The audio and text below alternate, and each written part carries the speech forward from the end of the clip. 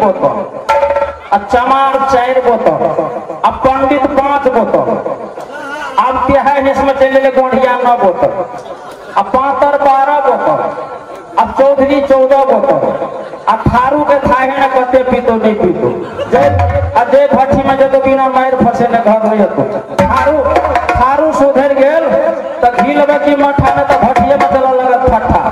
बाप बेटा केना के दारू पीछे भट्टी में जाके देख लियो। 100 बीघा जमीन था, 100 बीघा जमीन था, दारू में बिक गई, बाप बेटा संगे पिए जवाना बन गई, बाप बेटा संगे पिए जवाना बन गए। 100 बीघा जमीन था, 100 बीघा जमीन था, दारू में बिक गई, बाप बेटा संगे पिए जवाना बन गए, बाप बेटा संगे पिए जवाना बन गए।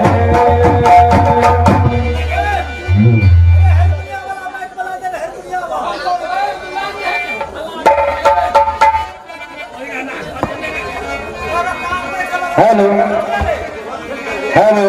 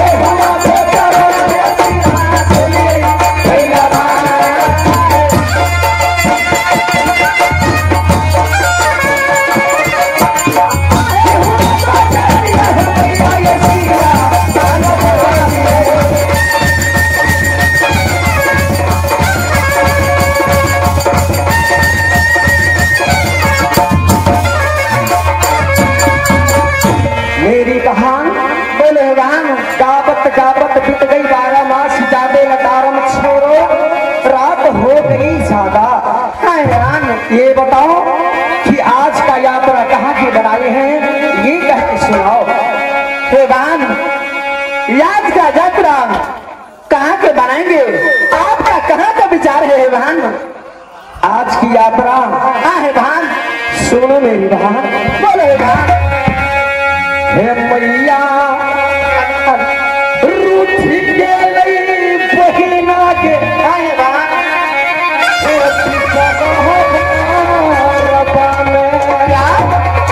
आपका रूप नहीं का हमारे मेहमान। क्यों नहीं? हे चलत चलत बहिना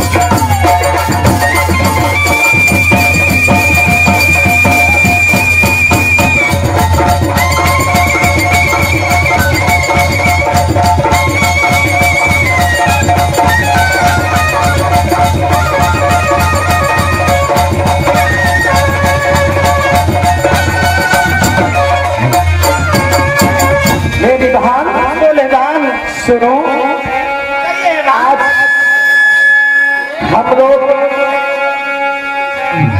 आज तीसरा रोज बीत रहे हैं यहाँ पर प्रोग्राम करते हुए।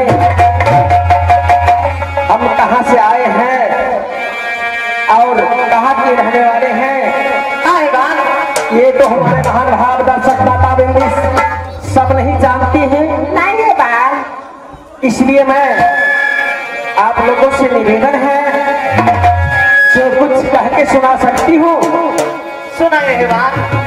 ठीक है। कैसा हीरा के निशानी पत्थर की गई।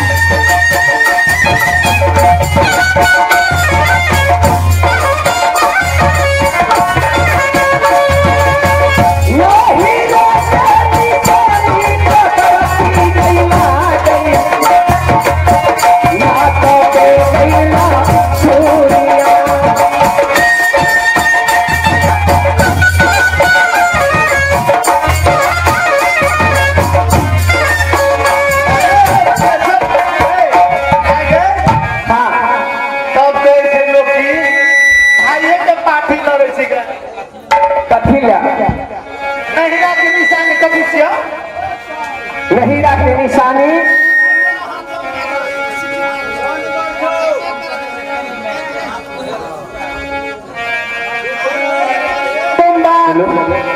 नहीरा के नाम देखिए कते लोग छै। नहीरा की निशानी नाक के नथुनी हसिया मर गल छै से आय लक्ष्मी नहीरा के नाम नहीरा की निशानी जय दिन में गौना करा के लिए हम हमार माता जी दिल के ए मैं तो छा हां मैं संगे हम लोग के बियाह पे जात हम लोग के ना तोड़ के देखो कई से कह दियो। हां कई नहीरा के निशानी पत्थर की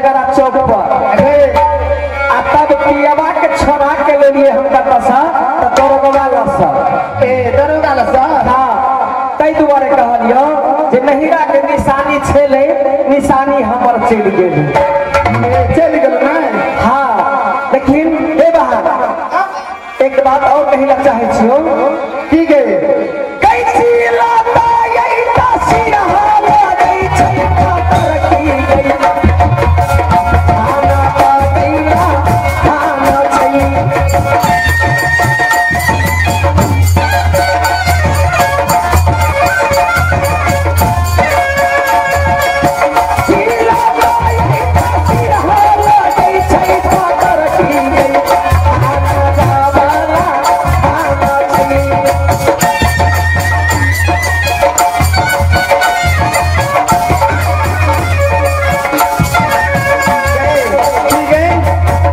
अपना सबके जे रहे वाला छिए देश नेपाल जिला सिरहा थाना रहान और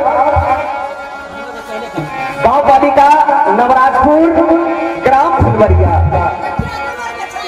आए एक पांचे छिए आई कैन गे क्या नाम छै कोनो इधर नागरिकता बने छै क्या नाम हो बने नागरिकता छै नंबर में तो केना था गे मर्दवा के नाम की छै गे आए मर्दवा के नाम कौन मर्दवा के गे हमर मर्दवा दै छै या लोग के बच्चा ने सरो ये करता वासरे फेल भ गेल छ कथी ना गे एको जाना तो चलते रे सही बात छै कहना छै के कमानी के मामा पार्टी कैला गई पाछा गई याद बा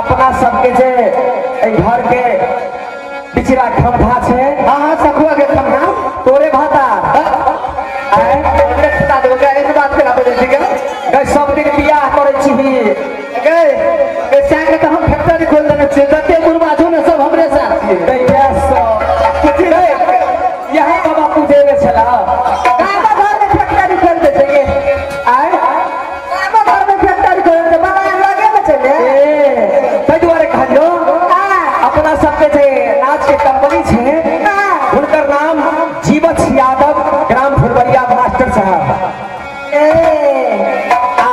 दोसर मैनेजर के नाम जाने छिए मैनेजर तो दू गो छै गाय मेथे यादव दोसर मैनेजर झमेली मंडल नहीं लेकिन ओकर नाम हमरा कहे के लाज लगैया घर बना छियो गाय मानसी ठेला परियो कसरी परियो अपना बना के से चाचा का नाम ले रहे अपन का लड़ाई देता तो कभी की रे की करे लबी रे की करे लबी आ से के नाम ले लेते देखियो अहाँ सब मोछ बड़ा बड़का में एकटा के नहीं छै तकर नाम ले हां केना ले की हेबे बुझबे ना हमरा वो के हमरा बदल लेबे कर के से के नाम कैना से के खाली खाके नाम की कैला गई पीसा ना खा गई या बाबा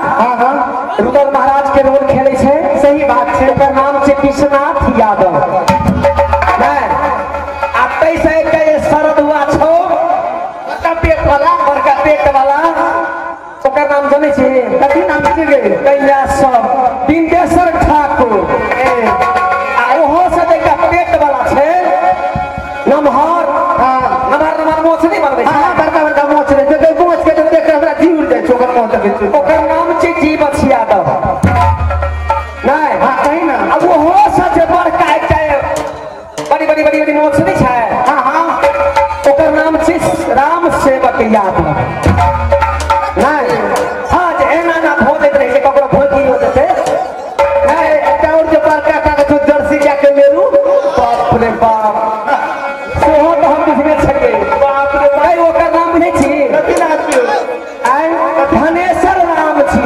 ए धनेश्वर राम जी हां इब्राहिम बड़ा इंडिया छै इंडिया के छियै इंडिया के छियै हां एकरा के हां गए और बुझै छी कहि दिया हे एकरा के नाम नहीं कहबी त रुइस रहत अरे बाबा नहीं भाग ले हां समय चिंता करो तो हम लोग अपने बुझै छी कई नाच के कर नथिया के नाम पोतरती गइला गई महिला रो गई रावती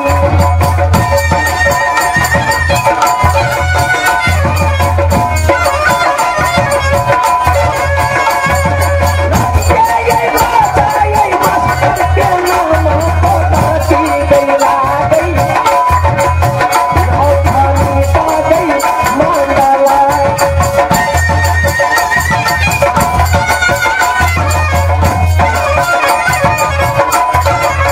की गया करिया गई छोड़ा के तो नाक कहीं के लिए कहि देली आ दोनों हाथे के पीछे है नलज था याद से नहीं छी हां गए दैया छठ में सुनने छियो साथ घूम के हां साथ घूम के तो दूध पूरी आ जब भोर हेतो तो तू जा छो सहला जा छो इधरे नाम छिए बुझली प्यार है जो बोल सके हरे राम राम छी आ एक कर गए कई में सब ई तोते एले आया है कई मार तो हाथ झपयादो रहे छै का गए ई एकर नाम चिन्है थे सब सुखाय राम जी गए कब सुखा जाए ई 7 गो जे बजबै छौ ई हां ढुढु फफा नंबर एकर चिन्है छी कथी नाम से गए कैटा राम से के नाम पोतरती गइला गई जग जीवन राम जी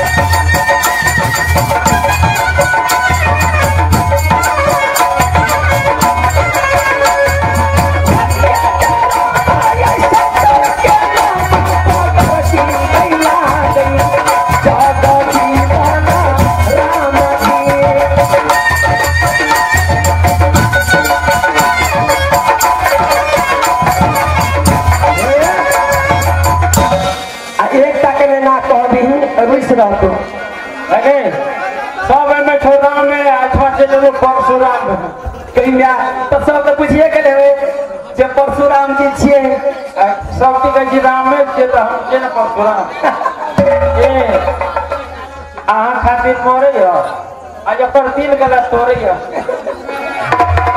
केबिन में ये आगे ही नामों के दौर में इस कला फूल पर फूल होकर ये है तुखी यादव जी तुखीलाल यादव जी पत्थरगढ़ा के रहने वाले तोरा कह जो कि टेबुल पर फूल हो उठावत कहे नहीं के टेबुल पर फूल हो उठावत कहे नहीं के तू केकरा से बियाह कर तो बतावत कहे नहीं के तुखीलाल बाबू कह छथिन इतना प्यारा ये चेहरा जिस पे मरते हैं बुझली ना कही ना रुपया दल के ते दुआरे आ नहीं देते ना तो ई फटलाहा नहीं एकते नहीं पियो इधर पछे न रही तू हैं आई गए अपना नाच के चोकर के कथी नाच है कथी नाचो गे बिपिन सप्तरी जिला ग्राम सिसवा के रहे वाला छी ना नाच के हीरोइन के नाम पर की गईला गई छुमाना गई मुखिया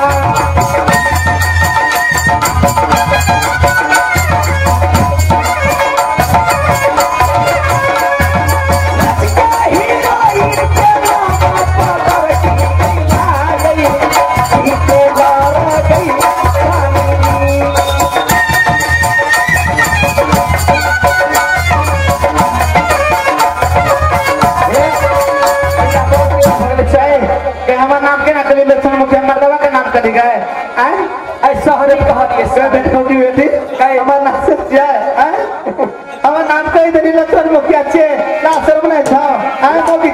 किसी राज है के नाच के हीरोइन के नाम दैरा गई के सनाता गई यादवा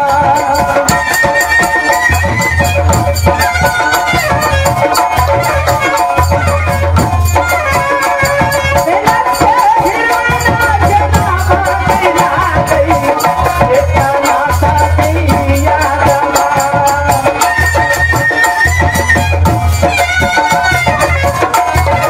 मेरी बहन चलो महिला मंदिर के पास माँ की पूजा करेंगे और अपने अपने घर को जाओगे।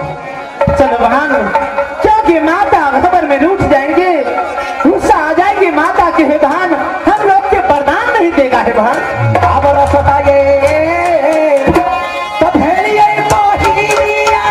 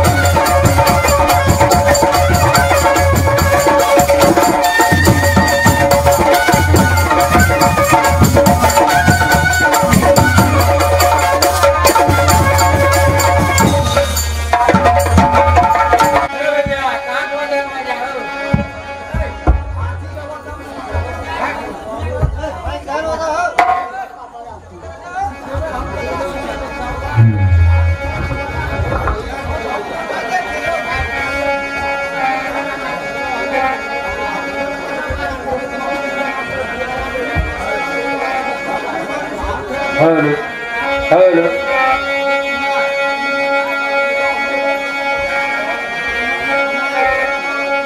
आदरणीय दर्शक महानुभाव पधारे हुए सज्जन वृंद, माता एवं बहनों, तमाम ग्रामवासियों, सब हो सुनाए श्री श्री उस्ताद श्री बाबा विश्वकर्मा के दरबार में हार्दिक हार्दिक अभिनंदन करता हूँ।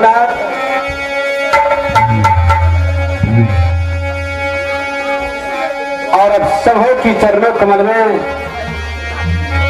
कोटि कोटि नमन और वंदन है नाथ।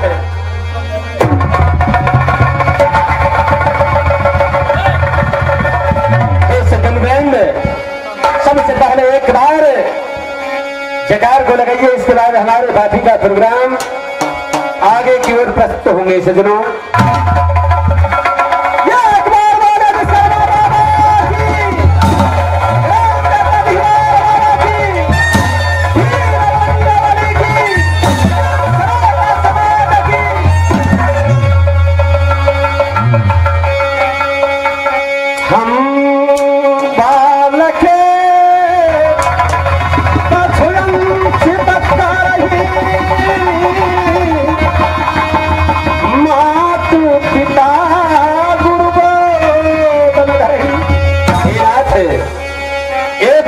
कुछ भूल हो जाए अपने बच्चे और बालक मान करके इस प्रोग्राम को अवलोकन कीजिएगा और क्षमा कीजिएगा।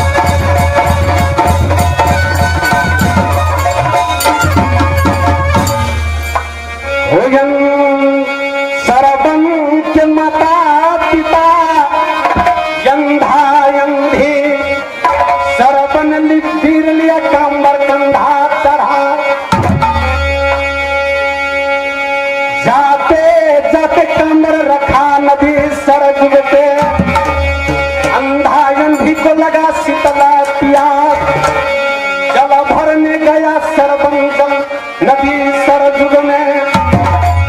महाराजा दशरथ खेल रहा था शिकार, हम मिर्गा समझ के होगा।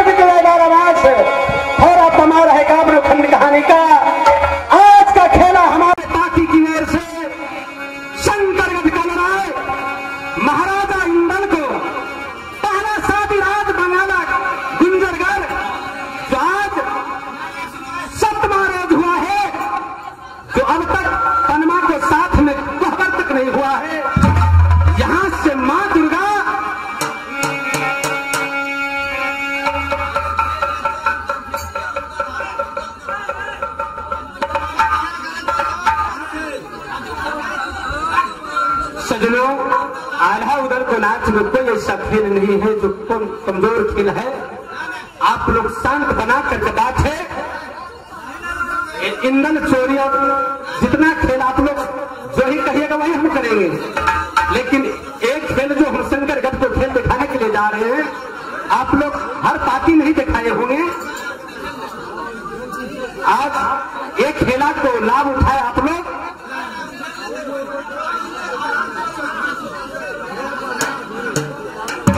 हम करेंगे सजनों। चाचा जी आप शांत बना कर बैठे और एक खेला को लाभ उठाए। बहुत मशहूर खेला है, समझिए सजनों।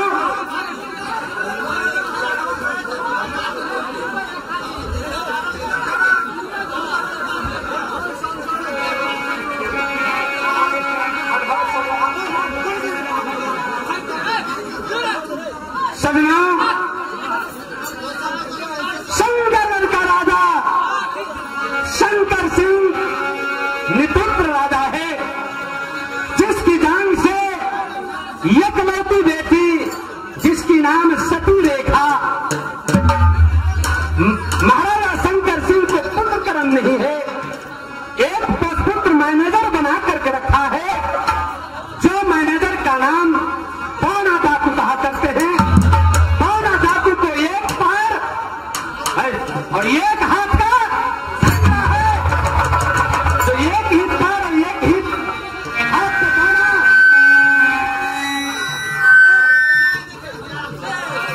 36 जोजन को टूटता है और काम किला को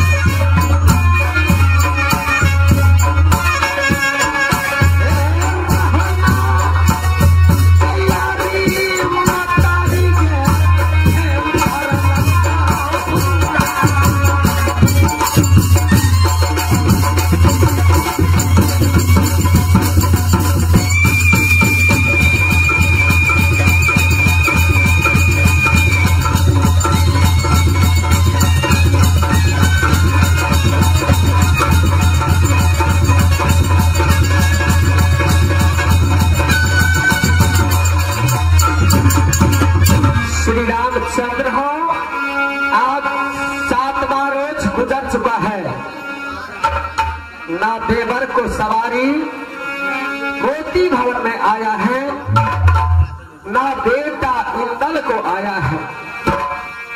आज 7 रोज बीत गया, बेटा इंदल गौना करा कर कहा तो राज बंगाला से अभी तक ना गई, ना मुलाकात हुआ, ना बेटा इंदल से मुलाकात हुआ, ना देवर इंदल से मुलाकात हुआ।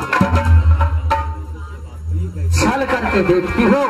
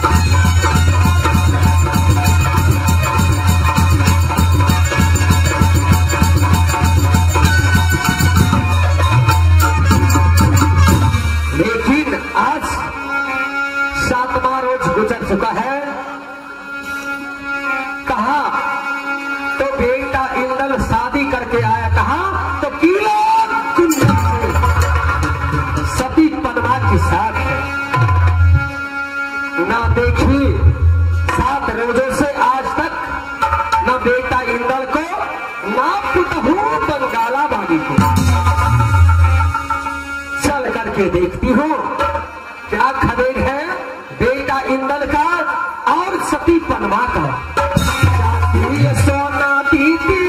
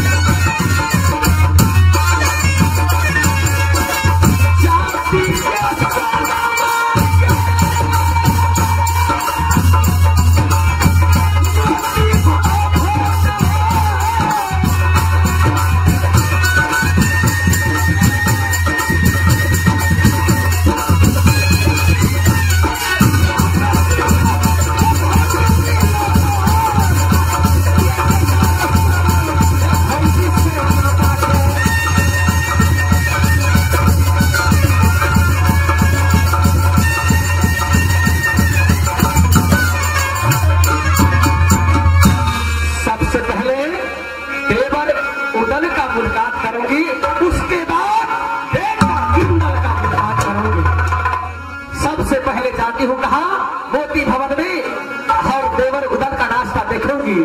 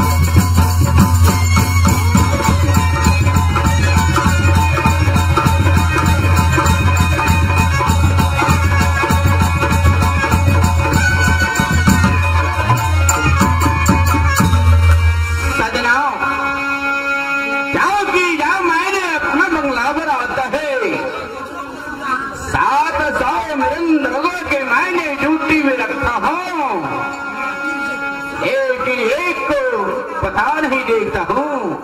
इस समय एक मृंगों क्योंकि मेरी बंगला पर नहीं है। चल चल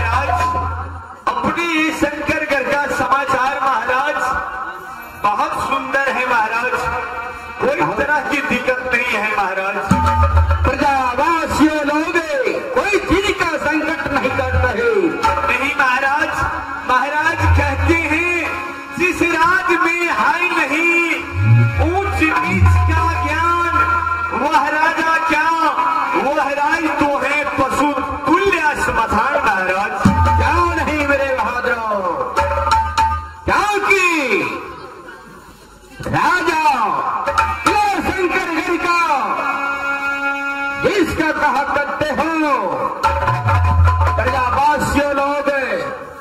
ये सराज में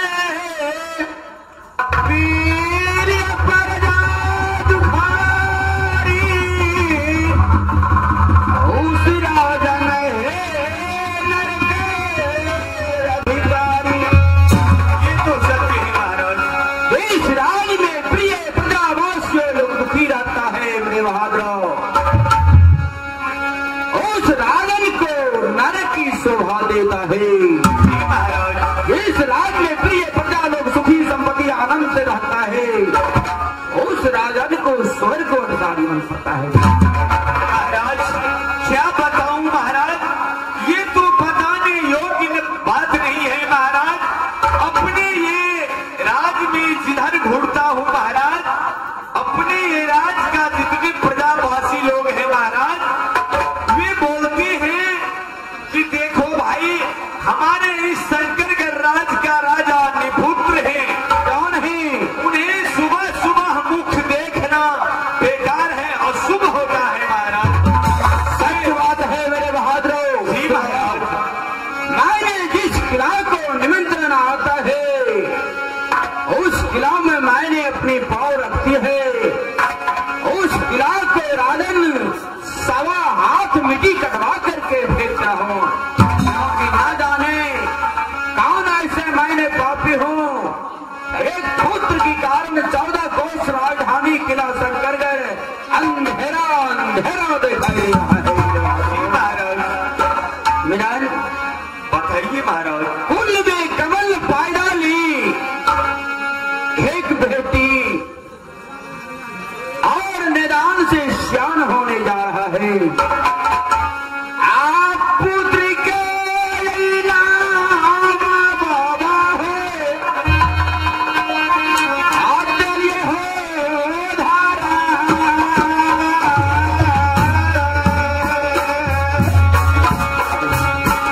पुत्री के नाम रखले हो पापी, अरे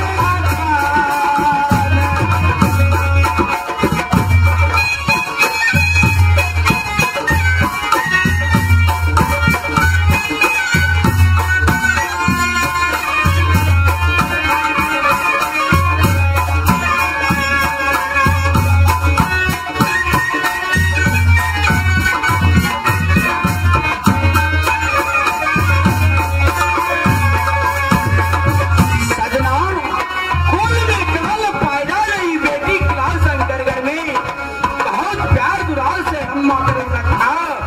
इसका नाम है शक्ति रेखा।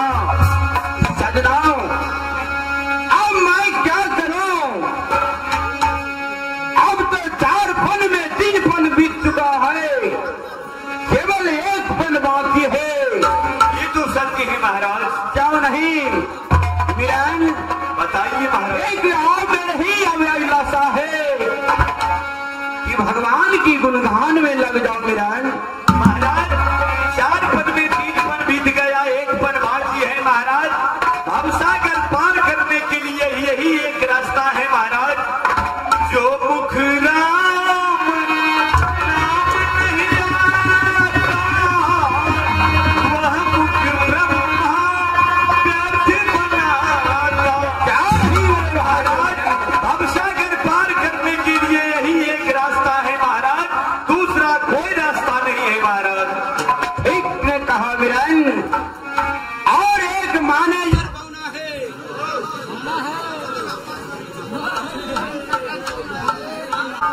हेलो एक पौना नाम की मैंने मैनेजर रखा हूँ। मेरे अभिलाषा यही है मेरे बहादुरों। जी महाराज। कल सुबह होते ही चलेंगे कहाँ? तो हरिद्वार की यात्रा करना होगा। महाराज इसका मतलब आप महाराज ये सारी राजपाट के जिम्मेवार बाणा को रख करके आप हरिद्वार चले जाइएगा महाराज। क्यों नहीं? सारा राजपाट और बाना के ऊपर में सोच कर जी महाराज। और चलेंगे हरिद्वार में, क्योंकि अब मेरे भरोसा नहीं है। एक बात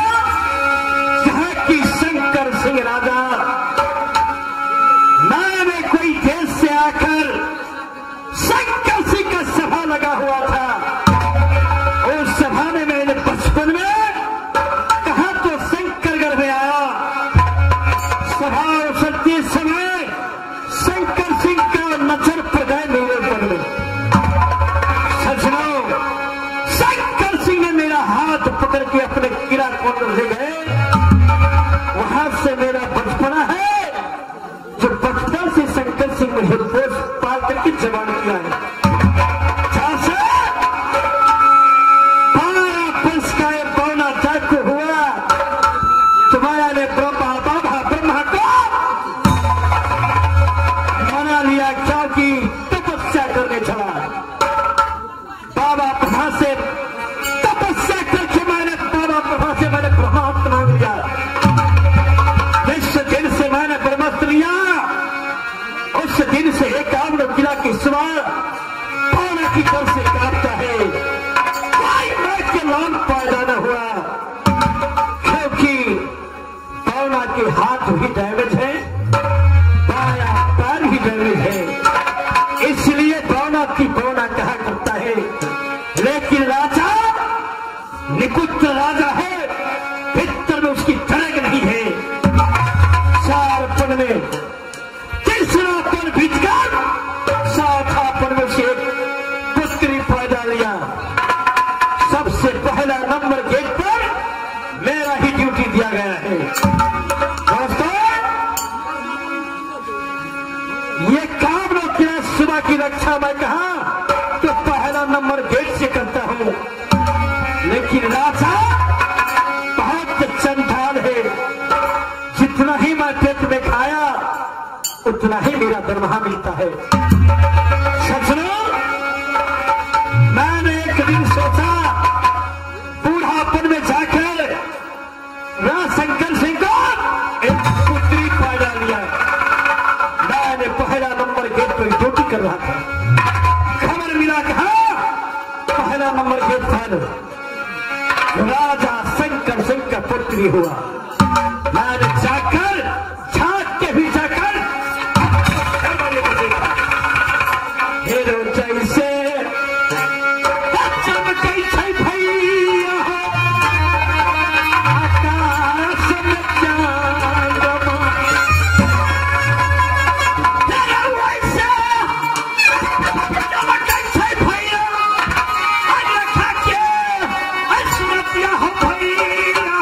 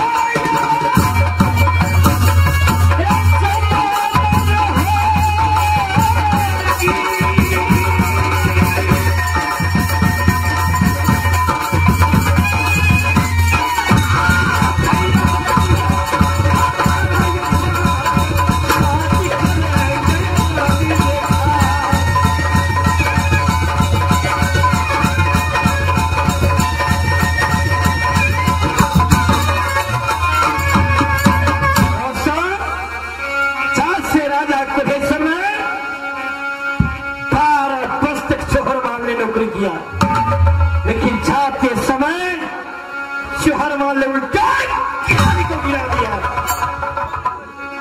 ताकि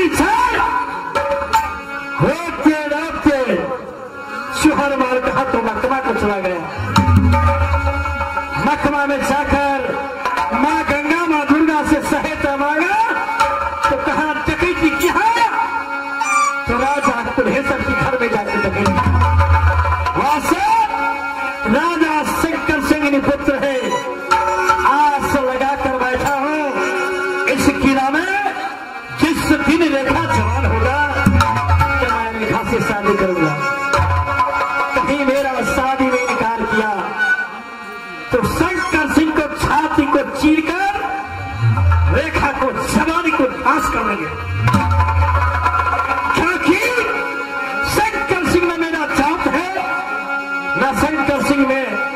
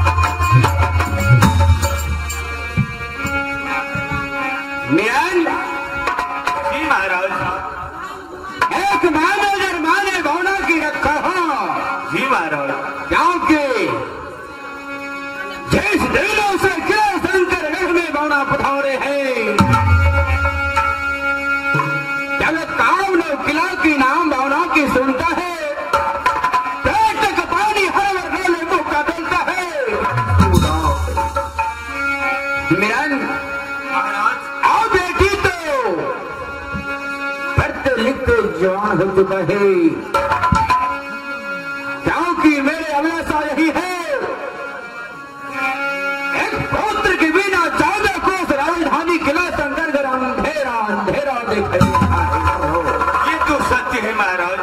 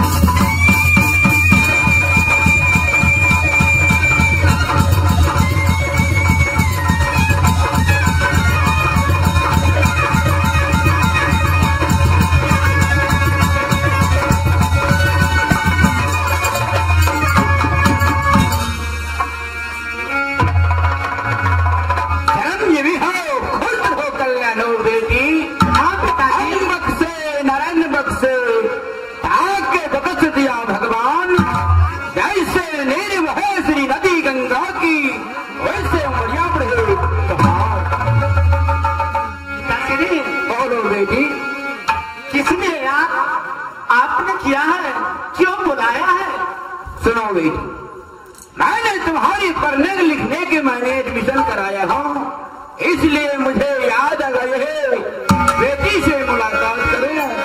आ रही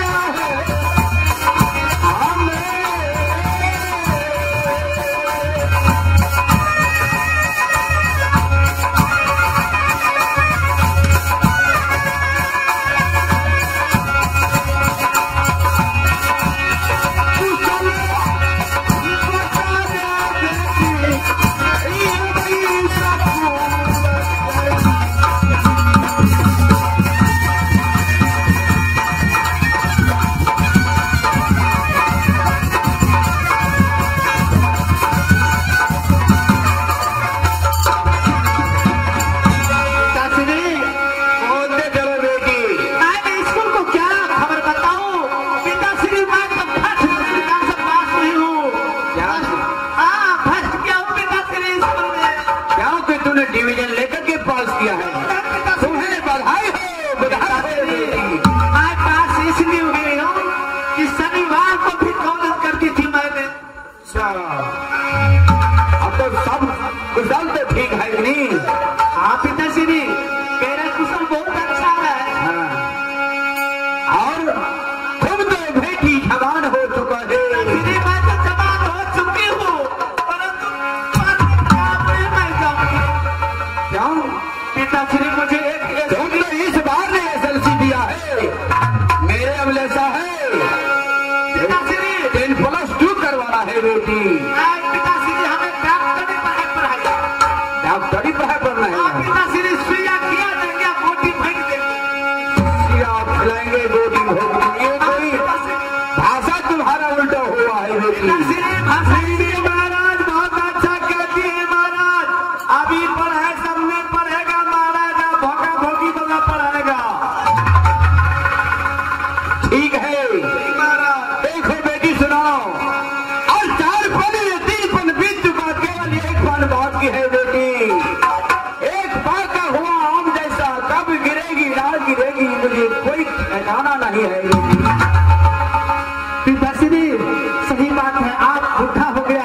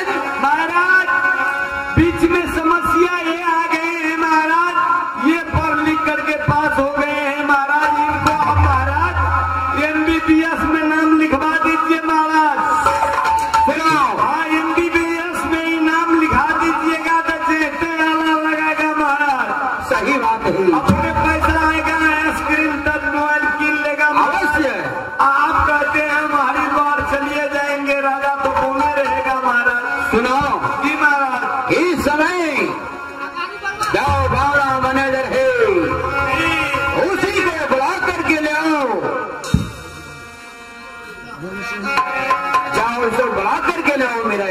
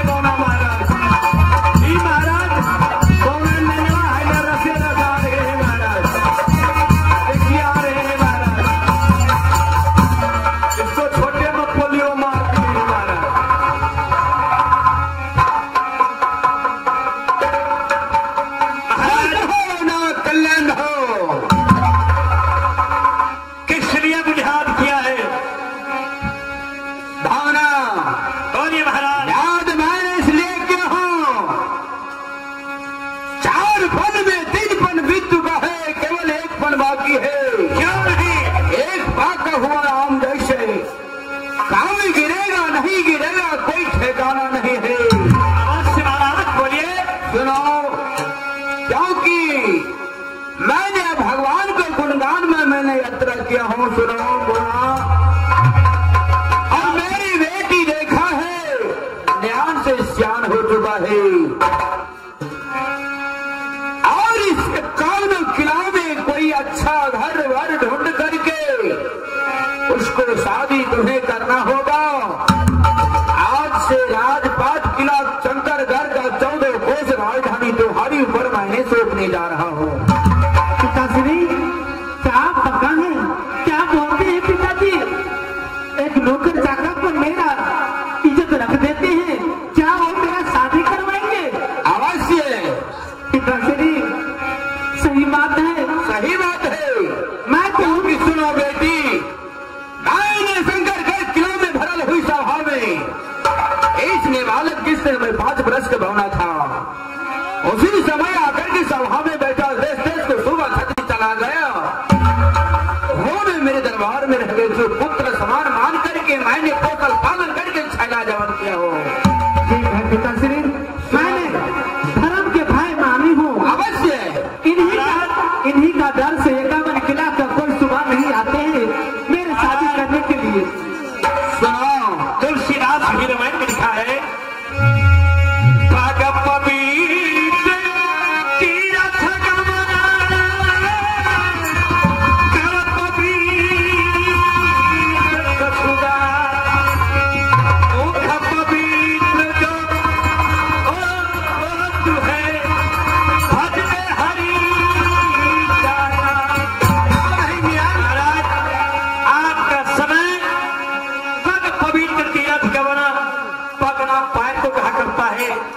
आपने अपने पैर से चलकर तीर्थ कीजिए, फिर पवित्र कछुदार करवाने हाथ होता है।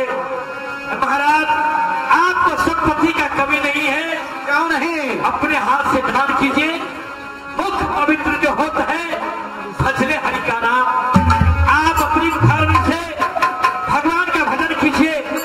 जो ने आप बोला है महाराज ये राजपाट क्या मुझे सौंपना चाहते हो? क्या नहीं, भारी मेला हरिद्वार में लगा है, इसलिए इस समय कुंभ को मेला हर वक्त नहीं होता है। महाराज मैंने हरिद्वार के मैं जाना चाहता हूँ, सारा राजपाट तुम्हारे ऊपर मैंने सौंपना चाहता हूँ। बस मैंने आपको मैनेज ही किया हो, क्या नहीं नौकरी क्या हो। आज क्या खजान गई शिवभवना का प्रदान दे रहा है, क्या नहीं बताना। ठीक है महाराज, आप जा सकते हैं। रेखा को सादे विवाह तुम्हें होगा मुझे कौन सा किला का सुबह जो मेरा पग थामेगा मैंने प्रण लाकर रेखा को शादी करूंगा। क्या नहीं बेटी रेखा। हाँ पिताश्री ठीक है, चलिए पिताश्री आप दोनों भैया ने कहा कि हमें शादी करवा दीजिए। अब तो तुम्हें पूर्ण विश्वास हुआ है। पूर्ण विश्वास हो गया है पिताश्री। चलिए पिताश्री लेट हो रहा है। महाराज चलिए, महाराज लेट हो रहा है। चलिए महाराज, जाओ नहीं चलना तो होगा, लेकिन बेटी देखा चला गया अपने महल। महाराज चला गया जी महाराज। चला चला चला हो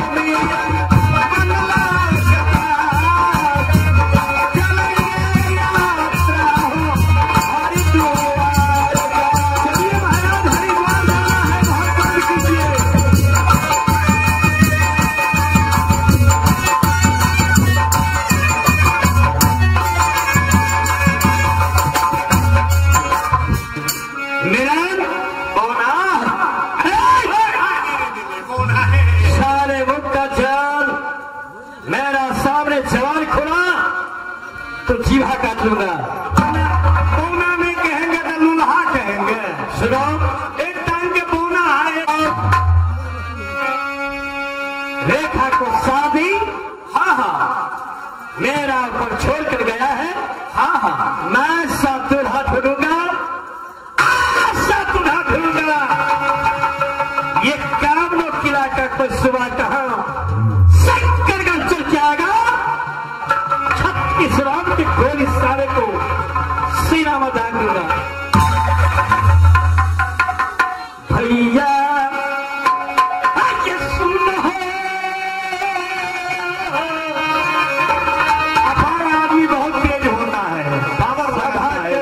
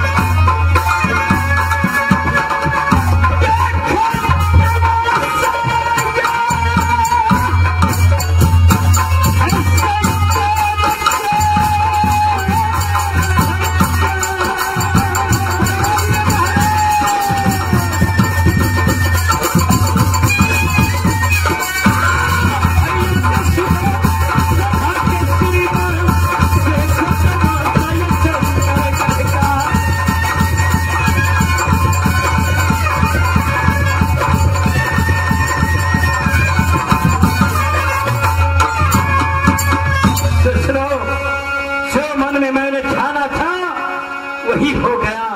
क्या मन में ठाना था? मन की बात तुम्हारा नहीं कर सकूंगा। हम भी मन में आगे चलकर पर्दे पर देखो, जो क्या होता है शंकरगढ़ में, कहां से लीला होता है शंकरगढ़ का, कहां से शादी होना पाई जाएगा। चलिए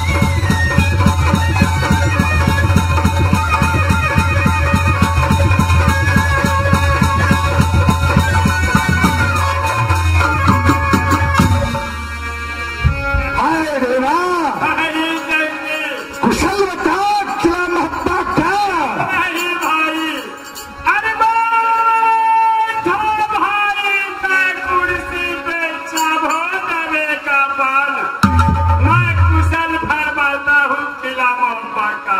सबसे बता तेरा तो सुनते जाइए मेरी। अरे बड़ी कुशलिया तोरे मैया का, भैया कुशल कहा न जाए। सुंदर कुशल में है भाभी तुम्हारी, कुशल में मोहब्बा का राज। सारा मोहब्बा में आपका जय जय। ऐसा ही रहना चाहिए। आगे तो बोलते आगे फिर बैठे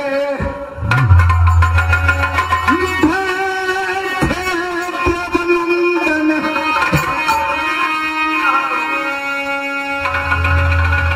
फिर न कराना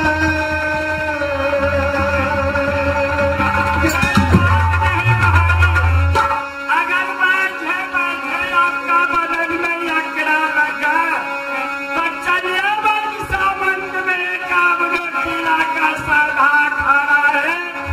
दोनों जोड़ी कुश्ती को खेलेंगे, अकड़ा छुड़ा देंगे हमारे बदन।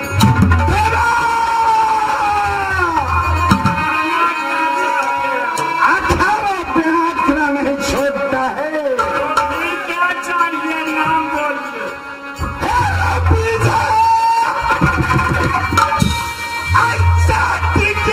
भैया